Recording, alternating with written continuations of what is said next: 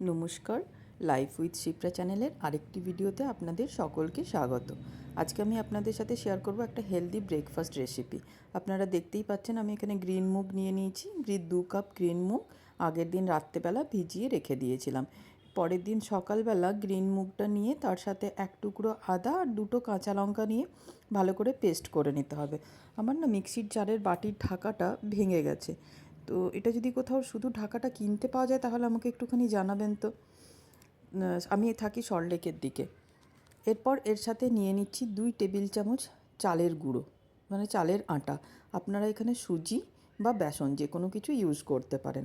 তার সাথে নিয়ে নিচ্ছি 2 teaspoon chaat masala, 1 teaspoon oregano আর 1 টিস্পুন চিলি ফ্লেক্স। যেহেতু 2টো গ্রিন চিলি দিয়ে আমি পেস্ট করেছি তাই বেশি চিলি ফ্লেক্সটা দিলাম না, ঝাল হয়ে যাবে না হলে। ঝাল অনুযায়ী আপনারা এটা কম বেশি করতে পারেন।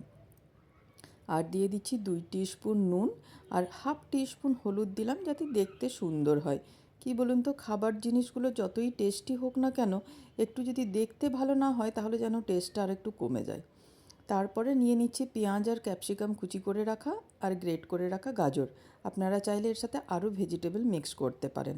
আমি এই কটাই ভেজিটেবল দিয়ে পরে আবার ভালো করে গুলে নিয়েছি। ভালো করে গুলে নিতে হবে যেন লাম্পস না থাকে।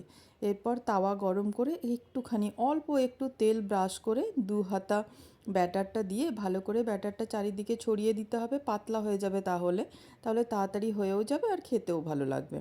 এরপর আমি ঢাকা দিয়ে দিলাম। তারপর 5 মিনিট পর যখন ঢাকা খুলবেন তখন দেখবেন ওপর থেকে একটু ড্রাই হয়ে গেছে।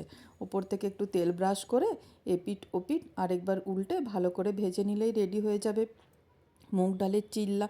আর আমি এখানে বানিয়ে নিয়েছি কাঁচা আম আর ধনেপাতার চাটনি। আপনার যদি আমার ভিডিও ভালো লেগে থাকে তাহলে অবশ্যই চ্যানেলটা সাবস্ক্রাইব করবেন। ধন্যবাদ।